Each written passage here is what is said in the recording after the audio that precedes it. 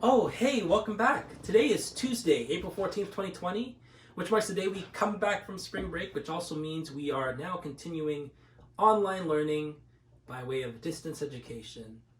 For me specifically, with virtual lesson number 4 for AP US Government and Politics for my 3rd and 7th periods.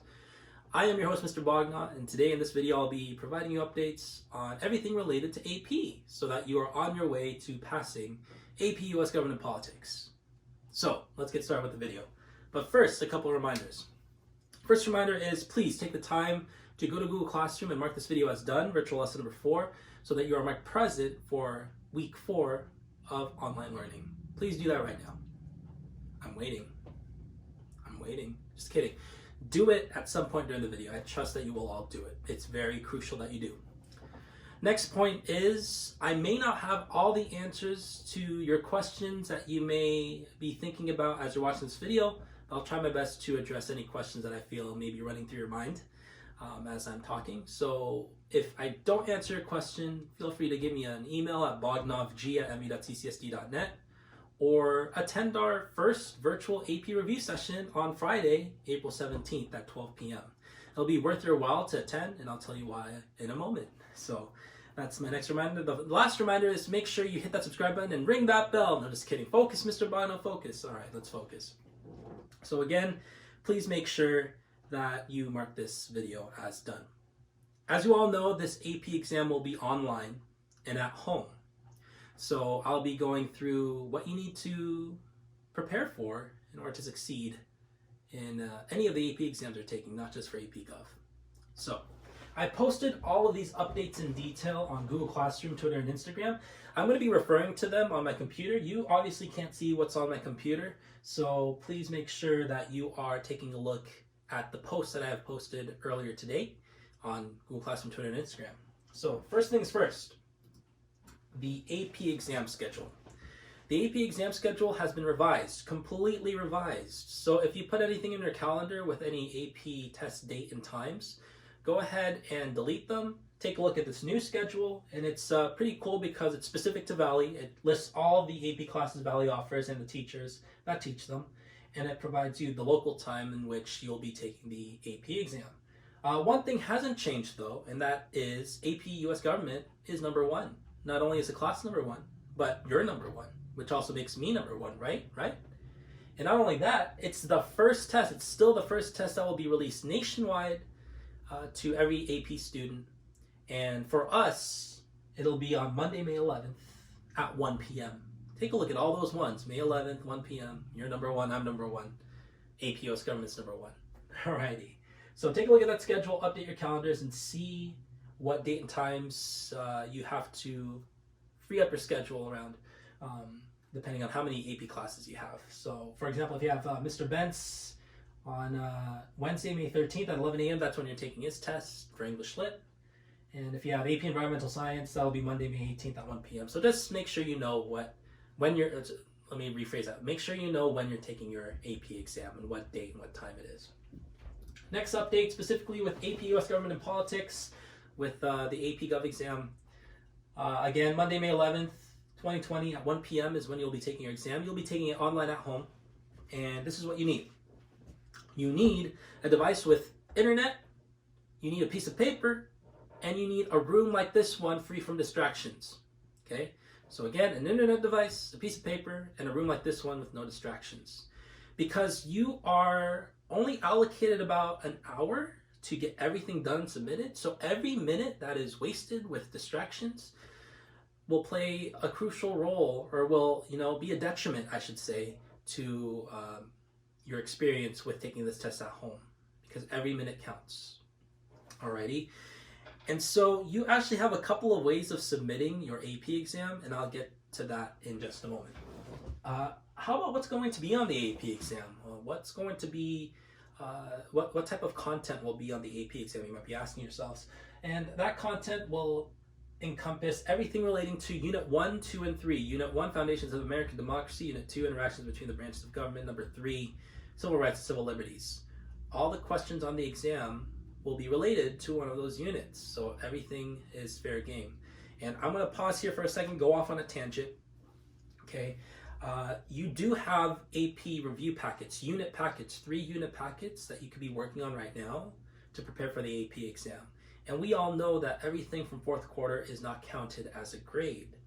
And if you're taking a look at it like that and telling yourself, I'm not going to do it because it's not for a grade, then you're only looking at that in a short-term lens. Remember, we always talk about the short-term versus long-term.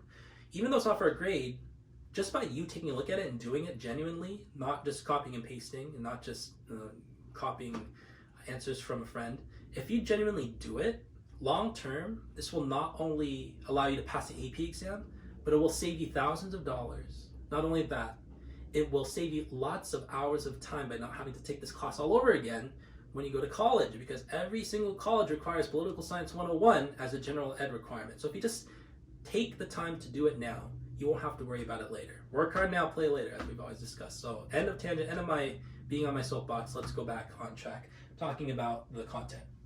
Unit 1, 2, and 3, the questions will revolve around those units. How many questions will there be, you might be asking? There's going to be two questions. And they're all FRQs. Every single one of your AP exams, despite it being government, lit, whatever class you have, they will all be FRQ style. With government, there'll be 2 FRQs you need to answer, and those FRQs are as follows. The first one is argumentative essay. You will have to develop an argumentative essay and cite evidence. That is question number 1, and that will be 25 minutes. You have 25 minutes to read the prompt, respond to the prompt, 25 minutes total. When that timer goes off, you have 5 minutes to submit your work. After that, you begin question 2, which is concept analysis, which essentially takes something you've learned, applies it to a new scenario, and you have to answer the questions justifying your answers. We'll go through those in detail in a moment. So, 2 questions. 1 is 25 minutes with 5 minutes to upload. 1 is 15 minutes with 5 minutes to upload. So as you can see, every minute counts. So that's why you need to find a room with no distractions. The first question is weighted at 60%. The second question is weighted at 40%. So the argumentative essay, since it will typically be longer in length when you compare it with question 2, will have more weight to it than the second question. So it's worth your time to actually focus on the skills that you need to have to write this argumentative essay. And you might be saying, Mr. Bagnot, whoa, 25 minutes to write an essay? What the heck? Well, yes, it can seem a little intimidating. However, if you attend the review sessions, like I was telling you earlier in my tangent, if you take the time to practice and work on those packets, to attend the virtual review sessions, there'll be more than just one. I'll post the dates later on, where I will be providing you tips and tricks on how to effectively write. Then you will have no problem writing an essay in 25 minutes. Alrighty? I promise you, as you can say, I promise you, you can do it. Okay? And don't think of this argumentative essay like you would an essay you would write for English Lit or English Slang, because it's different. You have different sets of points that the College Board is looking for, so you can earn your points. And we'll be heavily focusing on that through our review sessions. All right, so that's question 1. Question 2, concept analysis. Like I said before, you take a topic like federalism. You all know that federalism is dope, division of power, yee, right? So you know that, but can you apply it to a new scenario that you may have never heard about? Let's take a look at some examples in a couple of minutes, I promise you. All right, submissions though, submissions. How are you submitting your AP exam? Here is the logistics of that. So you have an internet device. Notice I said internet device. It could be a phone, it could be a tablet, it could be a computer, right? So what you can do is, I know everybody has a phone, so I'm going to use this example. What you can do is you can log on to College Board, make sure you know your username and password, log on to AP Classroom if you're unsure, just so that you know your username and password, don't waste time. And you can take your test right from your phone. So how can you do that? Well, you have a variety of options, okay? So with your phone, you can either write the responses directly from your phone, or number 2, that's where that piece of paper comes in handy. You can write your responses on that piece of paper, and when your time is up, when that 25 minutes is up, when that 15 minutes is up, you have 5 minutes to upload your response. So what you can do is take a picture of your paper and submit it to College Board. Or what you can do is just submit it directly with the text that you typed on your phone and submit it to College Board. Or what you can also do is work on it from your computer or your Chromebook, and you'll be good to go. You just need some sort of device so that you can upload your responses to College Board. That's it. If you're like me, you like it the old-fashioned way where you can write it on a piece of paper. So I think that option will be probably most convenient for everybody. But if you have any questions on how to submit, please let me know. Or if you don't have an internet device at all, please let me know. Please let any one of your AP teachers know so that we can resolve those issues ASAP. Alrighty. So again, that's how it will look like. Question 1, 60%, argumentative essay. You have 25 minutes to read the prompt and write the response. 25 minutes, and then you upload your response within that 5-minute time period after the 25 minutes, and then you start question 2. Once you start question 2, you can't go back to question 1. You start question 2, read the prompt, respond to it. When that 15 minutes is up, you have 5 minutes to upload it, then you're done. Okay, and then you're done. So that was a lot of information. A lot of information, I know. And you might be saying, so what else do I need to know, Mr. Bogna? Well, let me go into the specifics of what an argumentative essay is looking for and what a concept analysis prompt is looking for. All right, so question 1, argument essay. Question 1, again, you'll always start with the argument essay. Question 1 assesses students' ability to do the following. Articulate a defensible claim or thesis that responds to the question and establishes a line of reasoning. Provide evidence from one of the foundational documents listed in the question to support the claim. Provides a second piece of evidence from another foundational document or from anything you've learned in class, and using reasoning to explain why both pieces of evidence support the claim. So again, it's taking something that you are stating and justifying it with 2 pieces of evidence to strengthen your argument.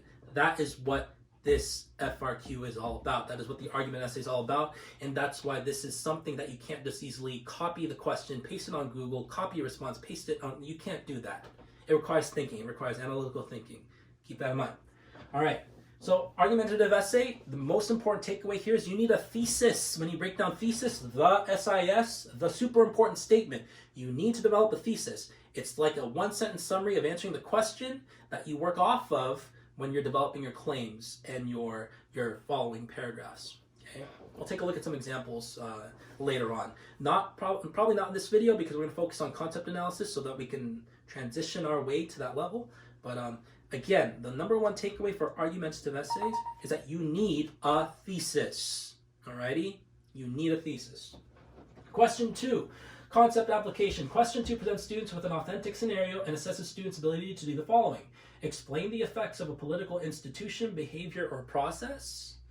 And transfer the understanding of course concepts and apply them in a new scenario or situation. What does that mean? Why don't we just go straight into the example? So again, this video is going to heavily focus on the second question, the easier question, so that we can transition our way to argumentative in the coming weeks. So let's take a look at the example.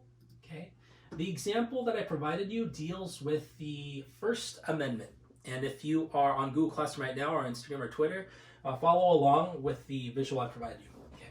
Since 2008, the Alliance Defending Freedom, a conservative Christian interest group, has promoted an annual event known as Pulpit Freedom Sunday. On this occasion, pastors are encouraged to challenge a provision of the tax law known as the Johnson Amendment, which prohibits political activity by certain nonprofit organizations, including religious organizations. While the Johnson Amendment does not restrict religious leaders from speaking out regarding social issues, it does prohibit them from contributing money to political campaigns or speaking out in favor or against candidates running for political office. On Pulpit Freedom Sunday, as an act of civil disobedience, pastors and religious leaders preach openly about the moral qualifications of candidates seeking office. So if you can take that prompt and associate it with the First Amendment, you're off to a good start. Because essentially the question here is, should nonprofit organizations be able to donate money to political candidates to help them win their elections or re-election campaigns?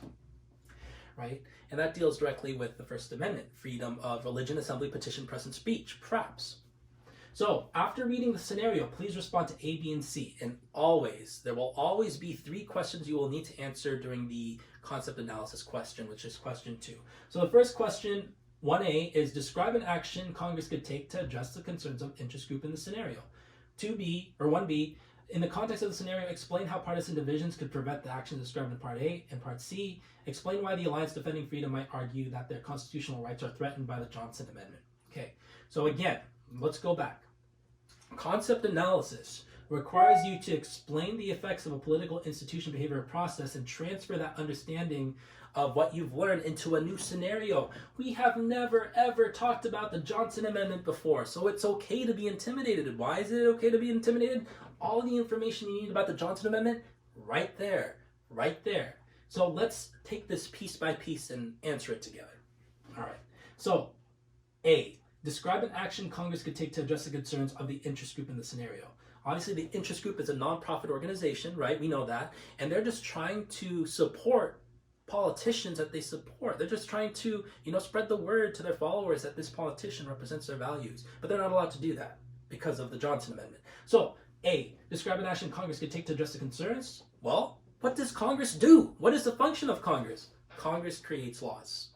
So, if you just simply put, Congress can create a law that would reverse the Johnson Amendment, or Congress could create a law that would appease the interest group, you got the point. Now you have 2 more questions to answer. Simple as that, huh? Because remember, the answer is in the question. The answer is in the prompt. Always remember that. Read the prompt, and you could always find the answer in the prompt. Good test-taking skill. 2, B.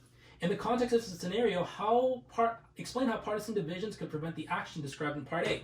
Well, we talked about Part A. So Part A was Congress can make law. So what could be something that prevents the action described in Part A? All right, so Congress can create a law. What are some of the difficulties of passing a law? Remember, I'm just a bill, right? I'm just a bill. So how does that process look like?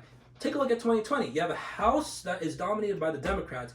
You have the Senate dominated by the Republicans. And you have a president who's Republican. So let's say that in this situation, okay, Congress passes a bill. It gets to the Senate. What could the Senate do? They could say, oh, no, we don't agree with this bill. We're going to mark it up, right? We're going to make some changes, right? Remember the lawmaking process, right? Or let's say both the House and the Senate agree and they send it to the president. What could the president do? They could veto it. So if you explain that process, if you can explain that a divided government may prohibit the passage of repealing the Johnson Amendment, as stated in question 1, as stated in my answer in question 1, then you got the point for question 2. Because you just outlined that you understand checks and balances in this new situation that you've never been presented with. Okay? So now we answered 1, 2, and now we're going to answer 3. Explain why the Alliance Defending Freedom might argue that the constitutional rights are threatened by the Johnson Amendment. Okay, we just answered this, right? The First Amendment states you have the freedom of religion, assembly, petition, press, and speech. Freedom of religion. Freedom of religion. You have the ability in this country to practice a religion or to not practice one, right? So this interest group might be saying, so we can't express our, support for a candidate, freedom of speech, freedom of religion, because we're just a nonprofit? That goes against our constitutional rights. That's what they may argue. Whether you agree with it or not is another thing, but that's what they can argue. And you just successfully answered the 3 parts to question 2. All right. So again, I just want to focus on question 2. I need you to please take a look at the very first assignment we did in class, which was me and Mr. Billington. You're explaining who Mr. Bognut is. You're comparing and contrasting Mr. Billington. Remember that assignment? Take a look at the verbiage. And sometimes, and I will give you this last piece of advice, last words of wisdom, if you may. Sometimes less is more. Okay? You don't need to write a lot to answer the question. For example, number 1, Congress can make a bill. You got the point. Or you can elaborate. You can say Congress can make a bill overturning the Johnson Amendment. That's fine too. But you get the same amount of points. Less is more sometimes. That's why when we talk about the argumentative essay, you'll be shocked to see how the formatting could look like to get full points. I've talked enough. I gave you so much information. Hopefully this video helps, but hopefully it starts stirring some questions you may want to ask. Again, just to recap, if you're still with me, take a look at those study guides, take a look at all the updates I've posted, rewatch this video, and hopefully you've been good. I'm good. All right. Woo! I need to drink some wild cherry Pepsi, yo. All right. Thank you very much for tuning into this video. Thank you so much for being flexible. And remember, everybody, I love you. Take care.